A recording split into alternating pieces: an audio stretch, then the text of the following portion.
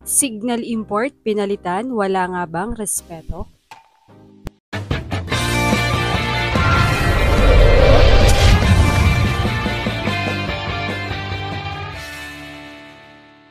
What's up, Volleyball Nation? Welcome back to my YouTube channel. Narito ako para magbigay sa inyo ng updates tungkol sa mundo ng volleyball. Pero bago yan, don't forget to subscribe and hit the notification bell para updated ka sa aking mga videos.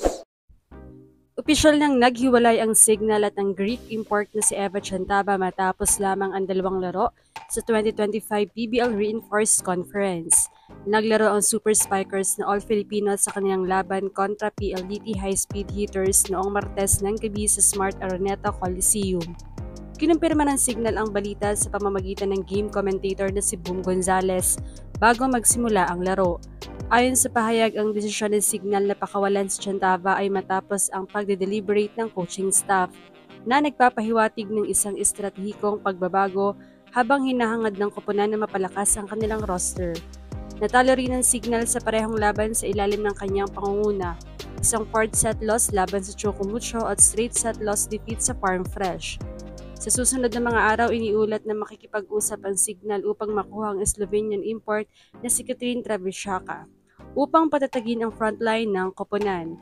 Ang kanyang pagdating ay maaaring magbigay ng karagdagang scoring power at defensive stability na matagal nang hinahanap ng Super Spikers.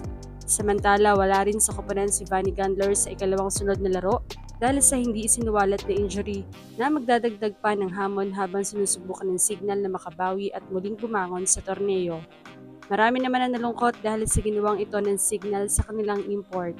Dahil kung ikukumpara sa import dati ng Chocomucho na si Zoe Faki, ay hindi naman umabot sa puntong papalitan ito sa kalagitnaan ng torneo, kaya naman umani ito ng napakaraming reaksyon mula sa mga fans na naawa kay Eva. Ayon sa mga ito, alam nyo as a Signal fan, nakakahiya itong nangyari kay Eva. Sobrang nakakababa ng moral. Kahit binabarda namin yan si Eva, sana man lang pinatapos na yung conference o, grabe ang disrespect. We love you, Eva. Not that I'm tolerating the actions of Signal Te, but these circumstances are common naman.